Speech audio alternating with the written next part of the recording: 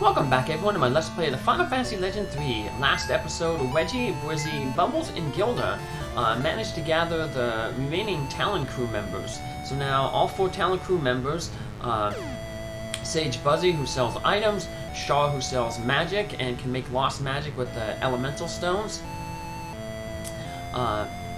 Juba, the armor smith, who can make armor with light and dark stones and sells armor, and then Massa, who can make weapons with light and dark stones and sells weapons. They've all joined the Talon, and we also got our second mystic sword, the Xcalibur. Now that we have the Xcalibur, Faye drew it from the rocks in the town of Zakal. So now that we got that sword, we can head back to Cirrus to talk with King Clamin. King Clamin said that if we get the Excalibur, he will give us the pass that allow us to go into the underworld. That one fish guy there, he was blocking the way. He basically told us that, hey, you need to get the pass if you want to go down into the underground.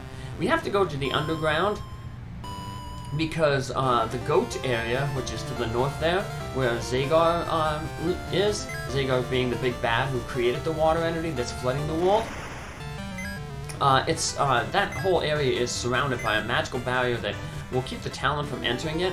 So the only way we're going to be able to get the Talon in there is to go through the underground, come up from the underground within the barrier, find the barrier machine, destroy the barrier machine, and then call the Talon in. Now, somebody did go into the area from the first expedition, the rebel Borgin. Borgin was the guy who sent Weggie, Bwizzy, and Bubbles back in time from the future to the present.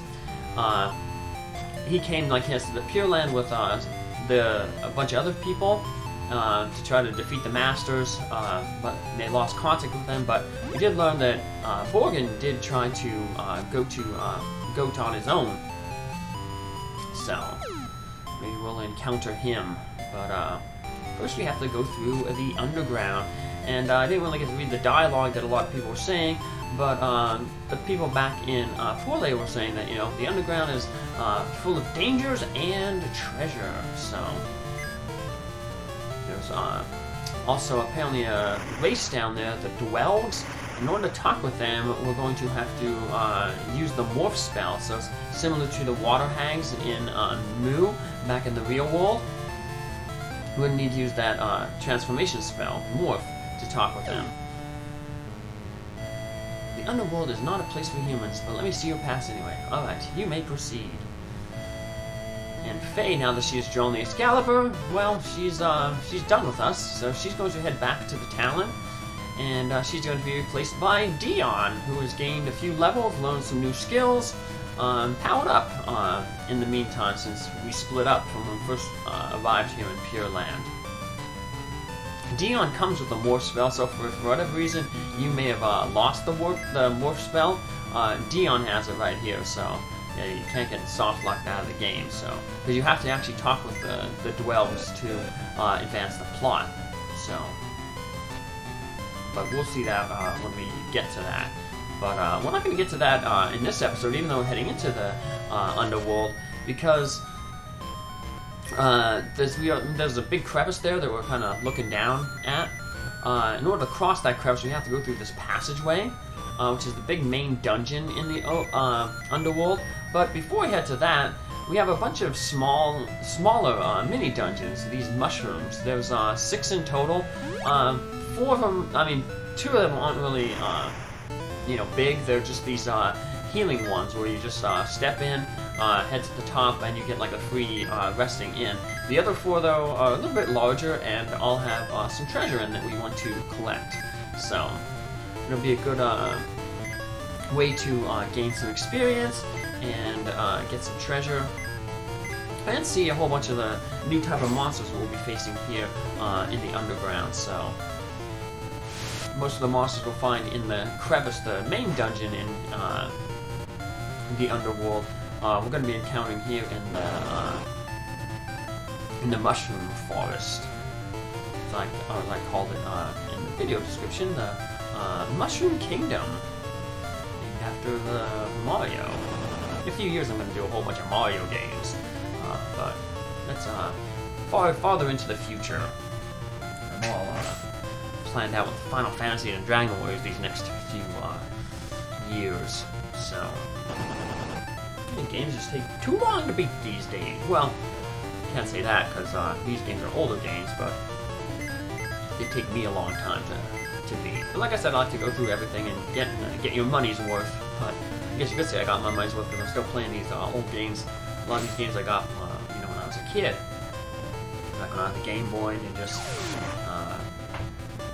took it on, family trips and stuff. So that's what makes these games good, though, for these little YouTube playthroughs, because they're designed for little short trips like this. So you can crank out an episode once you cut out battle and stuff, in like 20 minutes. So which is like your play length time for like maybe a car trip, a half-hour car trip. So the games are paced well for future YouTube episodes. So.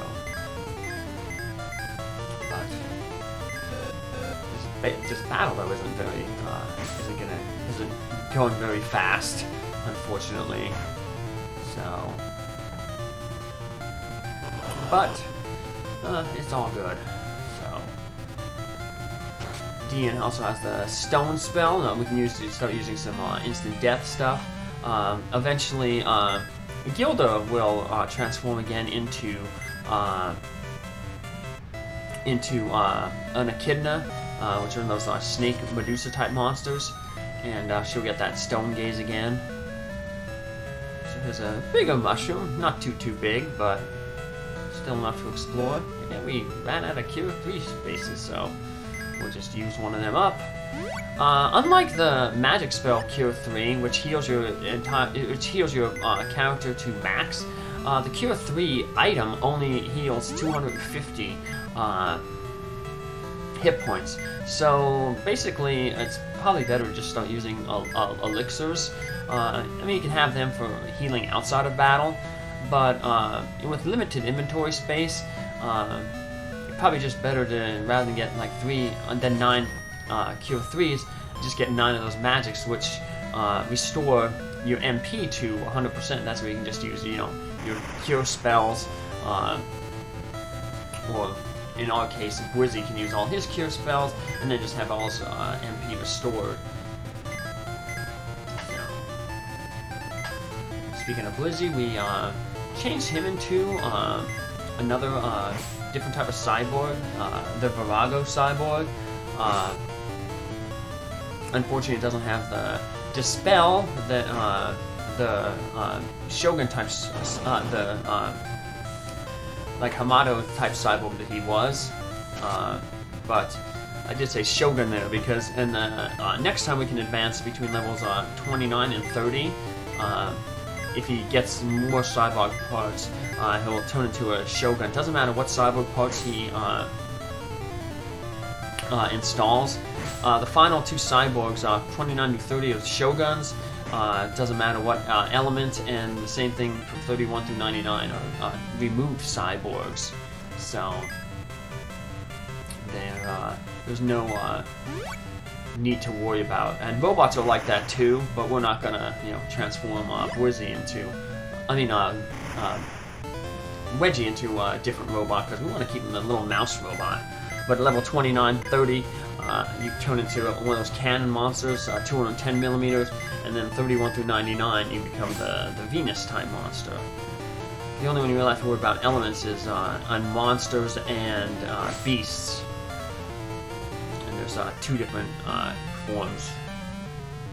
Sea, Ryu, Earth, Water. Fire, Air is Garuda for monsters, and for Earth, Water, Fire is Anubis, and Air, Ashma, and the beast thing. So. Let's get out of this mushroom. Yeah, once we hit level 31, Bwizzy will reach his ultimate form, the cyborg. And then also we can get Bubbles to reach her ultimate form. we're going to get her to form into a sea Ryu, because the sea Ryu has a little bit better magic, and Bubbles being a spellcaster. And counters are pretty high here, wow. I will, though, show off, I guess, the Garuda form. So...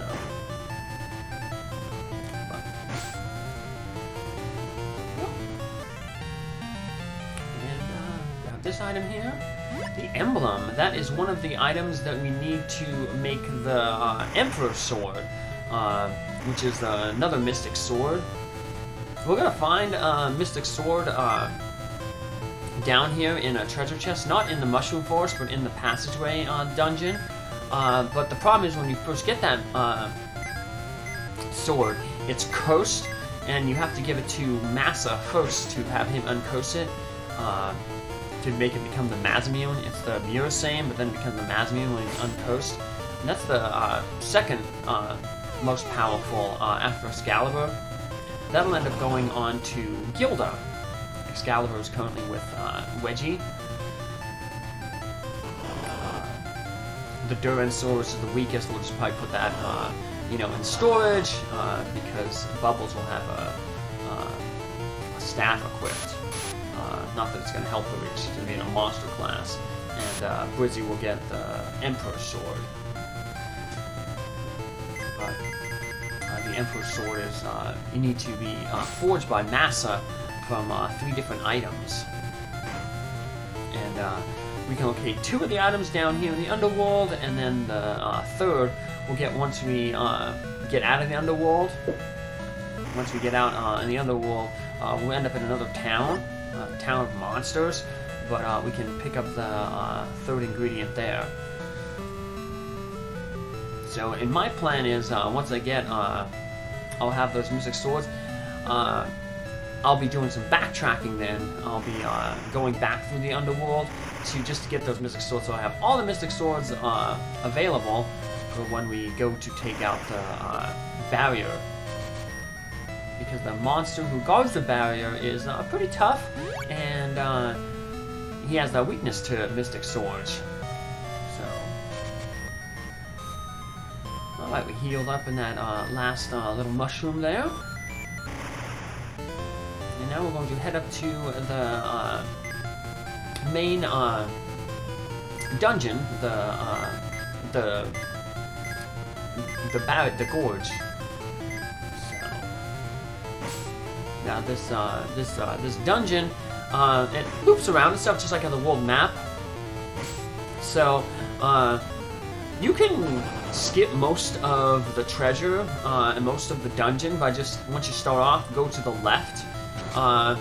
There's basically like 2 rooms where we can get some treasure in, and then there's the exit. Most of the treasure and the majority of the dungeon lies to the right.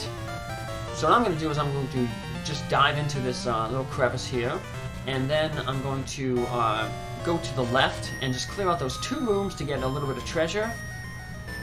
And then that way, when I come back for a second trip, I'll just go to the right and do a majority of the dungeon, get those treasures, and then that'll just take me to the exit. So like I said, we can just go to the left here right away, and the exit's not too far, maybe like 2 screens over. We'd have to traverse a whole bunch of screens if you want to go from the right where some treasure is, including that Mystic Sword. And speaking of, that's a good weapon. We also get the best weapon.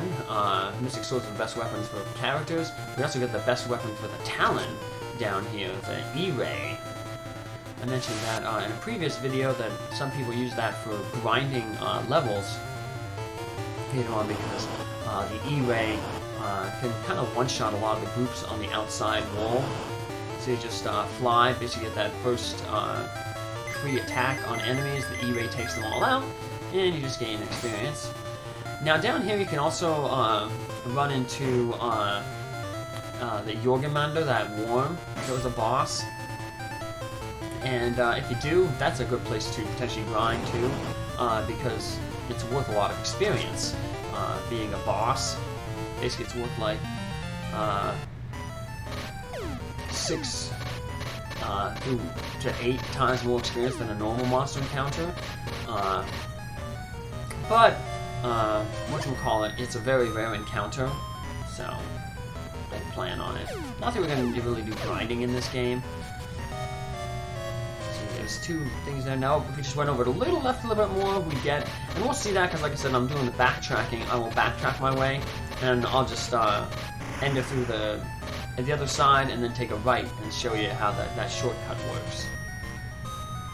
But we'll do that later on. Next episode, we're going to head back into this passageway, explore the right, get a whole bunch of treasure, and then come out the other side. Take care, have a good one, thanks for following along, and hope to see you in the next episode. See you around. Bye.